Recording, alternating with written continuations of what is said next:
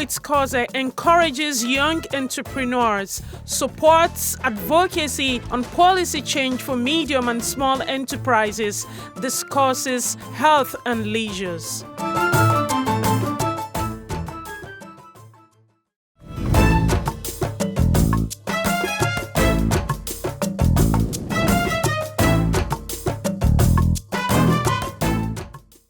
One, it's actually sad and very unfortunate that we have a lot of our youths migrating irregularly in search of the elusive greener pastures to Europe. Now, it's a very deadly journey. It's a very dangerous journey. Walking through going through the desert, Mediterranean to Libya, and then hopefully to cross to Europe. Well, my advice to the Nigerian youth is that yes, things may be tough. Things are actually tough, but it's not better out there. We have a lot of youth that there are opportunities which you can tap into. One, we know that jobs must be provided. That is the responsibility of government to create an enabling environment for jobs to be created. But at the same time, ignorance is a bigger problem. Poverty is an issue, but ignorance is a bigger issue. If most of the youth that we have seen, in fact, all of them that we've had to bring back from Libya, if they had known that that is what they would go through, they would never, ever have dared to go through that journey. I mean, seeing them in the detention centers, I've never seen that kind of scene in my life. So the advice is, it's not worth it. It's deadly, it's dangerous. Even when you look at the streets of Paris, they're all sleeping on the streets. So you have an environment, and I'll tell you something that an official of the International Organization of Migration said to me when we were having a conversation in Libya.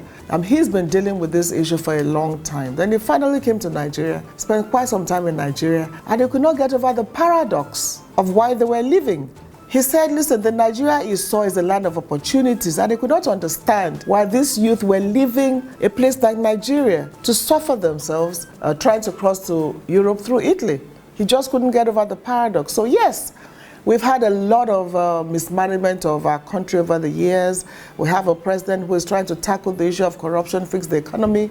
Let's work together to make this happen. So my appeal to Nigerian youth is that, please, it is not worth it. It is just not worth it. I mean, we have, I remember somebody we brought back. He's somewhere in Oyo State now with another child, selling recharge cards and making a living. So there are opportunities. Government must do its bit. We all must do our bit. And let each one teach one. Let each person teach the next person that dangerous trip is not worth it.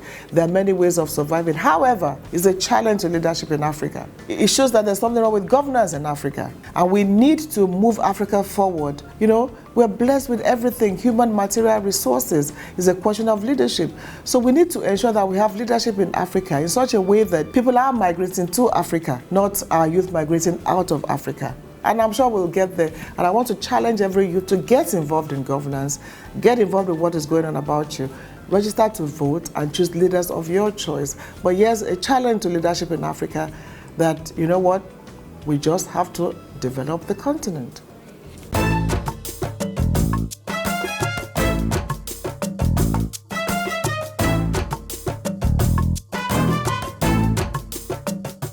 Well, as SSA Diaspora, which is a new office, first thing is we've been saying we have a lot of Nigerians abroad, a lot of Nigerians doing great things all over the world. I mean, they are described as the most educated immigrants in America. Even President Obama himself said that. There's nowhere in the world that you don't find Nigerians excelling.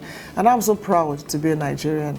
And, everywhere from, there's no field that Nigerians are not excelling and doing great things all over the world. And last year alone, Nigerians in the diaspora remitted over $20 billion to the Nigerian economy. In fact, we joked that the economy has not collapsed because of the Nigerians in the diaspora. What we need to do is stop paying lip service to the issue of, we have Nigerians doing great things all over the world. How are we working with them to ensure that they work together with the country to progress and partner with the progress and development of Nigeria? I mean, many countries have engaged their diaspora meaningfully. India, Pakistan, Israel, many countries have done that. 26 countries have full ministries for the diaspora. So what we want in Nigeria, even starting off, is a diaspora commission, and we're glad that finally the National Assembly has passed the Diaspora Commission Bill. A bill which I first sponsored in the 7th Assembly is now a law, it's been signed into law in Nigeria. So we're hoping it will be populated soon. Secondly is to have a diaspora policy so that all engagements can be guided by a comprehensive policy. I'm glad that we also have that now. It's at the final stage of crossing the T's and dotting the I's. So with the Diaspora Commission, a diaspora policy, we can stop paying lip service to engaging the fantastic human resources that we have all over the world as Nigerians in the diaspora. And then, of course, we're reaching out to a lot of them. I mean, last year alone, there were so many success stories, and even Mr. President himself wrote and congratulated them and encouraged them. And then also, Mr. President engages with Nigerians in the diaspora when he travels abroad. And so we've had this constant engagement with Nigerians in the diaspora. But most importantly is that a lot of them are coming back home to be part of what is going on back home. A lot of them are investing in Nigeria.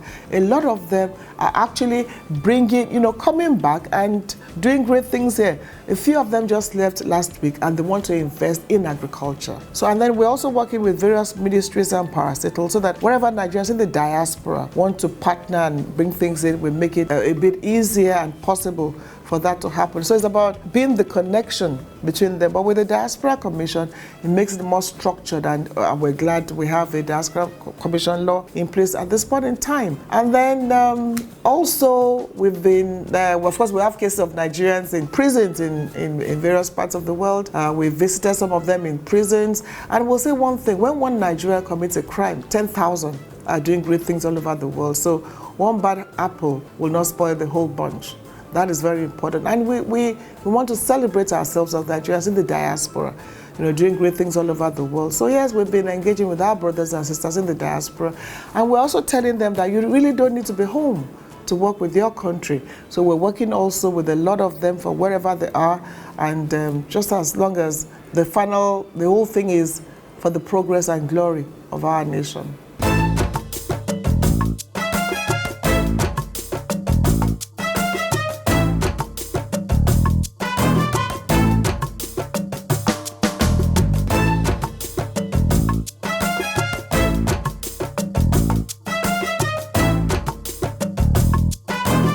No, we haven't. No, they do have Nigerians in Ecuador. We have Nigerians everywhere. I mean, because of financial constraints, it's difficult to go everywhere. But we're focusing a lot more now on Nigerians in African countries. There are so many doing so much. I know we believe that Africans need to work together, for the continent. So we're focusing more on in this year. We're going to focus a lot on Nigerians in other parts of Africa and vice versa. With a lot of things happening with ECOWAS, AU, I'm sure we'll succeed with that, trade, businesses amongst ourselves in Africa. Ecuador, I'm waiting, but I'm sure we'll go to Ecuador and some other places. The most important thing is that there's nowhere you don't find Nigerians excelling everywhere in the world, including Ecuador.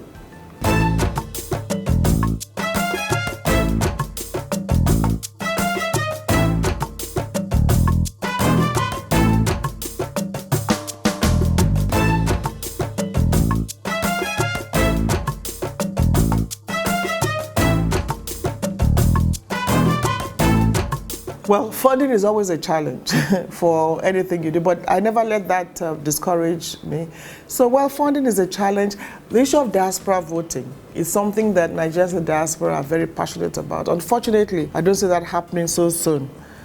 The challenge is with the parliament. The National Assembly will have to amend the laws to make it possible for Nigerians in the diaspora to be able to vote. I keep telling Nigerians in the diaspora that every time you're home, try to visit the parliament, talk to the parliamentarians, to amend the laws to make it possible for you to vote. And the argument is, we haven't still quite gotten it so right here in Nigeria, then why do you want to start diaspora voting? But my answer is, it has to start sometime.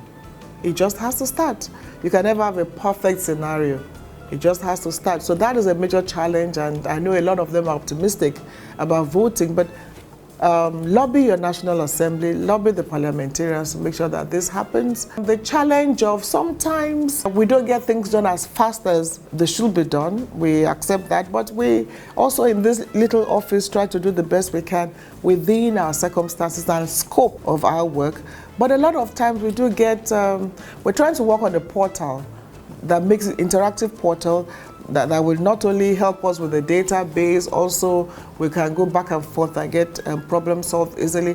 Another challenge is database. We do not still have an accurate database of Nigerians in the diaspora. We're estimating 12 to 15 million, but we need to do better than that, have an accurate database, and then break them down into various professions.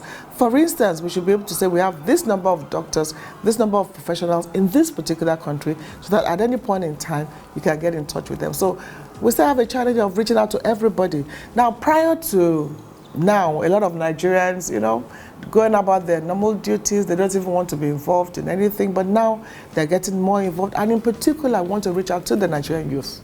The future today belongs to them.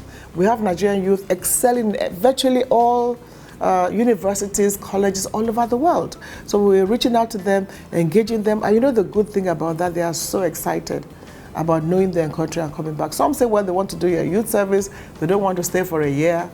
You have to stay for a year, but I'm glad they're coming back doing their youth service.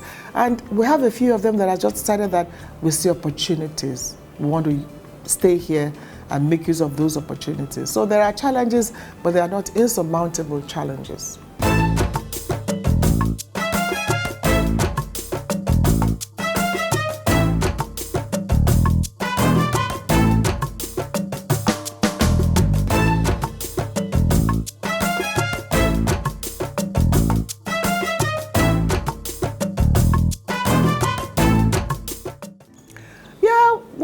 Well, hard work does not kill, so you just have to work hard to succeed.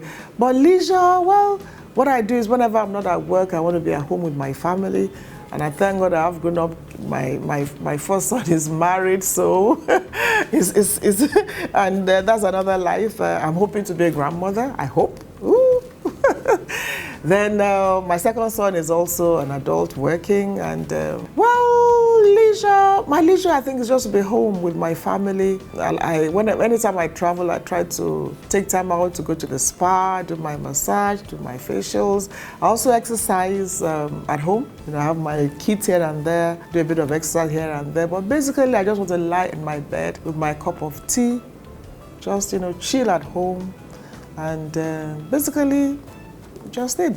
So what I do is when I'm not at work, I want to be at home, relaxing, resting with family, because family time is very important. I mean, you can't be a successful person if you have not been able to say you're a successful mother. There's no point spending all your time at work without caring for your family. So no matter what you do as a woman, you must have crucial quality time with your children in particular, so that as you grow and they grow, you're not looking back and dealing with issues. Rather, they become your mothers and fathers. Then they're the ones saying, mommy, don't do this and that. So basically, I guess that is leisure for us. Of course, as a Yoruba lady in Lagos State, there's always one Owambe party or the other.